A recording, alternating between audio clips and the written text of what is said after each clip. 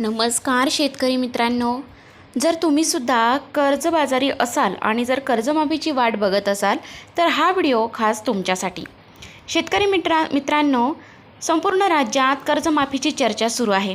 6 मार्चला सादर होणाऱ्या राज्याच्या अर्थसंकल्पात शेतकऱ्यांसाठी काहीतरी मोठं घडेल अशी सगळ्यांना आशा आहे. आणि आता एक कर्जमाफीबाबत एक खळबळजनक वक्तव्य समोर आलेलं आहे की ज्यामुळे शेतकऱ्यांना धक्का बसण्याची शक्यता आहे. तर काय तर वारंवार कर्जमाफी घेणाऱ्यांची यादी तपासली जाणार आहे. मित्रांनो, कर्जमाफीच्या रेकॉर्डची तपासणी केली जाणार आहे, कारण 2008मधील केंद्र सरकारची कर्जमाफी, 2017मधील फडणवीस सरकारची कर्जमाफी आणि 2019मधील ठाकरे सरकारची कर्जमाफी.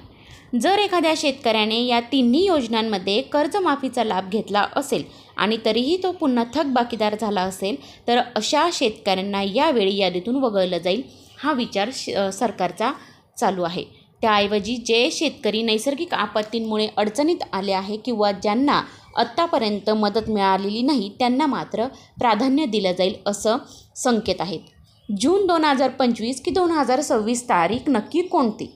अनेक शेतकऱ्यांमध्ये हा भ्रम आहे की नेमकी जून 2026पर्यंतचे कर्ज माफ होईल, पण सरकारच्या धोरणानुसार सध्या जून 2025पर्यंतची थकबाकी ग्राह्य धरली जाणार आहे. आता नियमित कर्ज भरणाऱ्यांसाठी काय? ज्या शेतकऱ्यांनी इमानदारीने कर्जाची परतफेड केलेली आहे त्यांच्यावर अन्याय होऊ नये म्हणून सरकार त्यांनाही जास्तीत जास्त आर्थिक लाभ कसा देता येईल यावर काम करत आहे.